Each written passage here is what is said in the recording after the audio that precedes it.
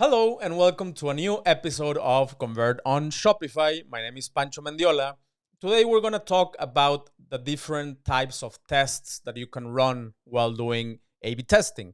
So we have Dennis back. You know, Dennis is the founder of Convert.com, and today he's gonna give us, well, not only the all the different types of tests that you can use while A/B testing, but also different use cases. You know, when is it a good idea to use one specific test versus another one?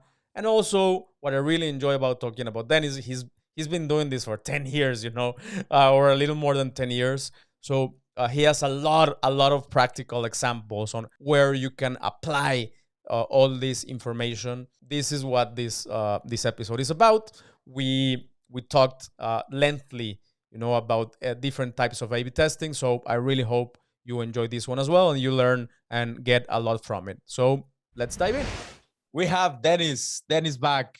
How are you doing, man? Hey, I'm good. Thanks for having me again. It's been a while. Yeah, it's been a while. Okay, so in the last episodes, we talked about a lot about, you know, the like the theory side and why the whys of CRO and A/B hmm testing.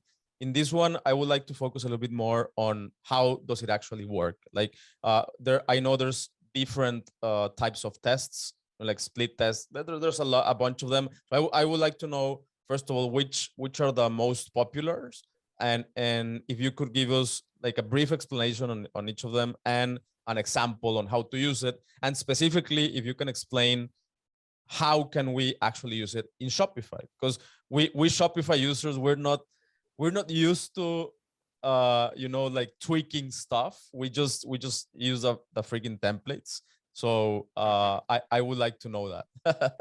Okay.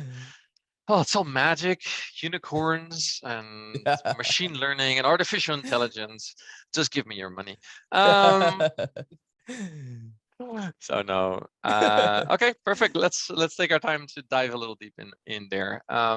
I think the best is to do the technology. How does a tool like Convert or another tool that you could buy or an app that you install actually do something on your page? Like, how does that work? You already have a theme, and all of a sudden you have an extra tool that makes changes to the theme or something like that. Like, how would it work? So let me tell you in general. You install an app or a snippet in your header. So the Convert custom app that we have already installs a snippet in the header of the Shopify site. So it needs to be a little JavaScript. With that JavaScript, the tool, Convert in this case, would be able to edit on top of the theme. I think you mentioned it once as like a layer, and I think that's a good example. So what you need to understand is Shopify has a theme that you can edit. It sends it to the browser of the user. So there's a travel time. And depending on how many apps you load or how big your images are, how long the page is, it will either load slow or fast. You have to understand that an eye can detect maybe 100 milliseconds, and there's like, they see a flicker if you build up the page. And so the eye can very quickly, in 1/10 of a second, see things that the brain doesn't already kind of capture yet. So it notices things already at 100 milliseconds. Okay. So what tools like ours do is, before it completely arrives at the browser, let's say Chrome, we already make the change. So you've sent a Shopify theme with a product name on a product page to the Chrome browser. Before it lands, we intercept the screen and in 50 milliseconds change the title of the product, and then it's released and shown to the user. And we do it so fast that you don't see the difference. If you are a little bit of a techie and you know how to look at the source of your page and you can see all the HTML and CSS of your page, you basically see the entire theme. So you would see in the source the original page, not the change page, because we actually didn't make the change in the theme. We, in a layer before the theme in the browser, is where we made the change. So inside the browser, we made no changes. Alternatively, you can load Convert or any other tool and test complete themes. Probably on like a category page or a product page, you might want to run a test on a lot of pages so you can collect more traffic than one individual page, and you get the results faster. We haven't talked about statistics here yet, but you need a lot of traffic, and specifically the traffic and the combination to your conversion rates. So traffic and conversions and your conversion rates all matter on how fast you can actually get a test running and statistically accurate. So a tool like ours makes those changes of your pages, and it can do a lot. It can change colors, it can change the position of things, you can drag and drop things. We can't do everything, and so sometimes you need to make an edit to a theme.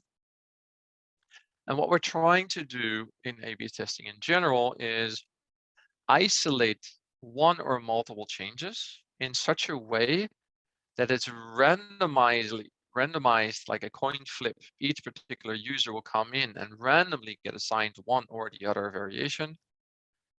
We try to avoid any outside influence, so no A/B test and installing 3 other apps at the same time, because you don't know which ones influence the conversion. So we'd like to keep it pure and saying, these 2 weeks, I dedicate my site to an A/B test. Okay. You can install things on other locations where you're not testing, because that's out of the scope. But inside the test, we'd like to have it pure, no outside influence. And then the stats will decide which of the 2 versions that was randomly assigned performs better than the other version. So that's in general how A/B testing works. Then you have what you said, all these very specific names, and we can go over a couple of them. So we have a split test. So a split test in our field is usually referred to as a redirect test or split URL test. And that basically means you had 2 versions of a page designed inside Shopify. You tell us which of those 2 pages are going to be tested, and we randomly send traffic to one or the other. Okay. This is really helpful for ads, for example, and in the ad, you can also usually do A/B testing and send them already to multiple pages. So you can do that in the ad, which allow you to say, okay, which landing page fits better with the ad that I'm doing. But if you don't run an ad, you want to split traffic of your regular organic traffic, you can also split it and you make the pages in advance. So that's the split test. Then you have an A/B test, which is on the same page, you can have multiple changes, one or multiple changes on that page. Each change or group of changes creates a new variation, what we call a new experience. So you have the original, we also sometimes call the baseline, your original page, so there's no modifications. You make 3 changes in one new variation. It is called variation A. It's the one version. If you then create another page with 2 other variations, that's called B. An A/B test can have A, B, C, D, E, F, multiple amount of pages. It's still called an A/B test. So it's one page, one or multiple changes based on the hypothesis, and the tools will give you what is the best version of that. That's an A/B test. So it can have more than 2 versions. So like some people are like, oh, a split test is between 2 and an A/B test between 2. And if you have 3, it's called a multivariate test, and that's incorrect. So an A/B test can be A, B, C, D, E. A multivariate test is actually saying an A/B test had 3 changes on version A, like I just explained. If it wins, which of the things I changed there made the biggest impact? I would never know. For an A/B test, it doesn't matter. It says it was winning. So 3 changes on variation A, 1. Can I now say that each individual part is equally valuable? No. Maybe change 1 actually dropped conversions by 20%. The 2 other changes raised it by 30, and it was a great winner. But if you only knew that you had to kill one of the 3 things, then you would even make more money. You wouldn't know because you tested 3 things on one page. Okay. And so you have to take it pure and saying the 3 things together got this increase. I don't know which one. And if you want to split that up, you can run a follow-up A/B test. You can say Now let me take this page with 3 changes. Let me now make change 1 on one page, change 2 on the other page, change 3 on the third page, 1 and 2 on the fourth page, 2 and 3 on the third page. Like, and so you can make 5 pages and splitting it up and then seeing which one of this, maybe you can get more revenue even if you drop one of the 3. Still an A/B test. A multivariate test is in that case, if you're starting and let's say you don't have a lot of resources to do a bunch of tests, is it better to do one with a lot of changes, or let's say 3 changes, or to start doing like one and 2 first, and then 2 and 3 second? Okay. The short answer for this, because I'm not talking to a bunch of statisticians. The short answer is more changes have a higher probability of having a bigger effect. Okay. And the bigger effect, the more radical things are, the quicker you know if they really hate it or love it. Okay. So if you don't have a lot of traffic, what you need to do then is basically test a lot of changes at the same time, because the dramatic effect will allow you to get a statistical significance faster. Okay. So if there is a lift of 30%, it is so obvious that you probably don't need that many people because it's so dramatic. People love or hate it. Yeah. So if you add a dot behind the headline, that will take a long time. Maybe it matters, maybe the dot doesn't matter.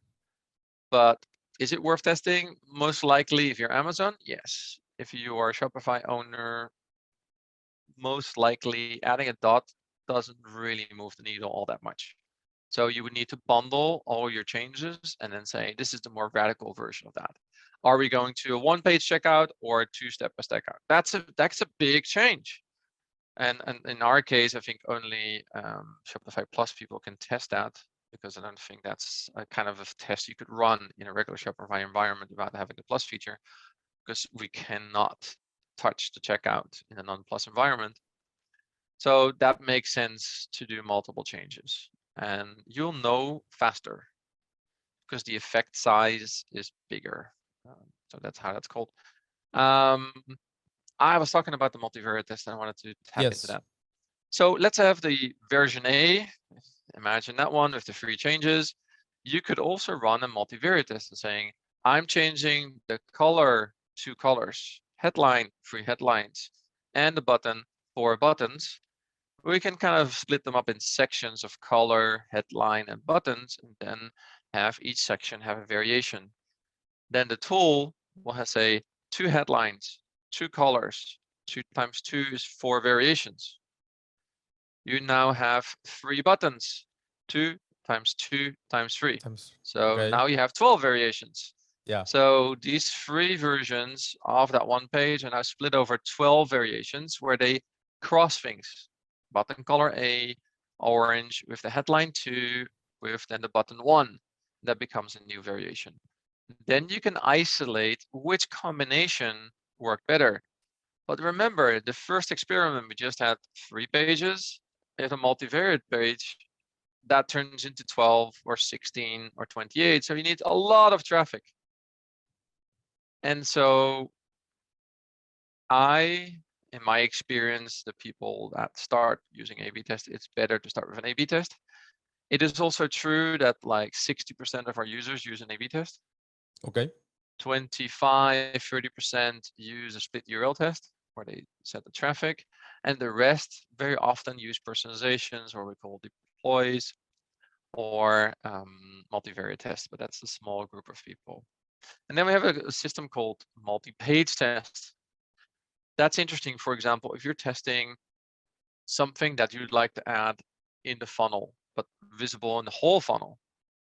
For example, we're saying we have a badge supplier that says, if you are showing people that you are secure, like an SSL certificate, or you're green with a XX certificate or no carbon, then it would increase your conversion. And then you're like, okay, I'd like to test that from the product page to the cart to the get, and like the whole flow. I'd like to see that badge to see if in these stages it makes sense. So you generate a batch and a change in 3 or 4 steps of your funnel, and that's a multi-page test. We're testing the banner on 4 pages and a non-banner on 4 pages, and that's a multi-page test. And so you can add multiple pages, 1 change, for example, or 2 changes, which SSL certificate matters, or which green badge matters. And you can add that on multiple pages. That's kind of the tech side. All right. And I got you quiet. That's yeah, good. I'm trying to imagine for my own sites, like, okay, which one should I do? Should I do first?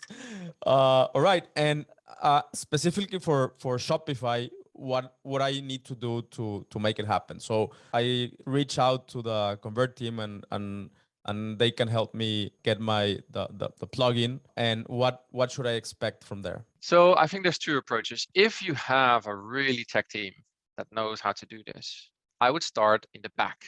So the Okay. last step before you check out. So you go to the cart. So if you have enough traffic, there's like, do you have 1,000 people, 2,000 people that come to the cart page every month? We can start doing things there. If your conversion rate on the cart to checkout maybe is like 30%. Give me a number. What is good for Shopify? Is that like, what is the conversion rates usually in those steps? Normally, Cart to checkout. from started checkout to actual purchase, it's 50%, and then from add to cart to started checkout, 50%. 50%. So normally it Okay. goes 50 and 50. Yeah. Okay. So if you wanted to test if this is going to work for you, go to Convert.com/calculator. You punch in the numbers, amount of people that go to the cart and how many people go to checkout, and you see if it makes sense. That is if you have a tech team. If you are not having a tech team, that maybe means it's a slightly different maturity level. Yeah. We talked about branding, and I think you talked about there's other people about branding and storytelling, and so you maybe want to go and focus on getting more people into the funnel, like an email funnel, because that's first-party data. I think we talked about it in the past as Yep. well. That's data that you own. You can email those people, and that's great. So that maybe is, what is the position of that newsletter? How do I sell that newsletter on the homepage, on the category pages, on the inner pages of storytelling of my product? How do I get more people to sign up for the newsletter? And I've heard you say some things like, okay, sign up for the newsletter is one way to saying that, but you're saying, could you be part of a community or become part of the tribe that climbs Kilimanjaro? Or you want the ice challenge, but only really diehard people I want on this newsletter. So please do not subscribe because I don't want any of the weak people here. You're like, what? I have the strong. Well, damn it! I am going to sign up because I'm one of those people. So whatever is matching the story and the vision of the world of your audience, that maybe is worth testing from the homepage. So, and that's easier because it doesn't require messing with the cart page, which you shouldn't do if you don't know what you're doing. So that's really where I would start if you're new. Just go and change something on a homepage. If you want the simplest test, is go in, get a trial of Convert.com, go to the homepage, delete 50%. Literally go in saying remove block, and see how it accommodates. If it looks good, do some QA on this. Literally, most of the shops that I've seen are just a terrible bunch of bling, bling, bling all the freaking time. So keep it light. If you want a simple test, just for the flavor of doing an A/B test within the trial phase of a product like ours, delete half the homepage and measure how many people go to the category page or your product page just because of that. You will be surprised. Okay. What the outcome is, I have no idea, but I know it's a radical change. I know either people love it or hate it. Imagine what that will just do for you. You and all your content team apparently can work on half the content.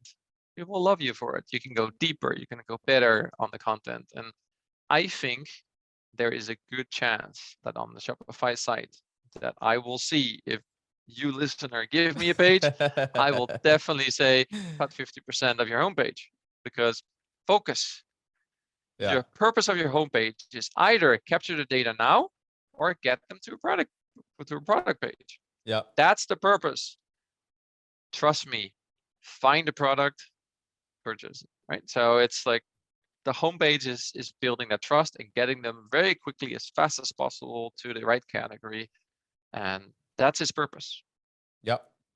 Yeah, it's like when you stand in front of the aisles in a supermarket, right? That's you don't go around browsing to all of the categories. You just look up and see, okay, I want to start looking there, and that should your homepage do, right?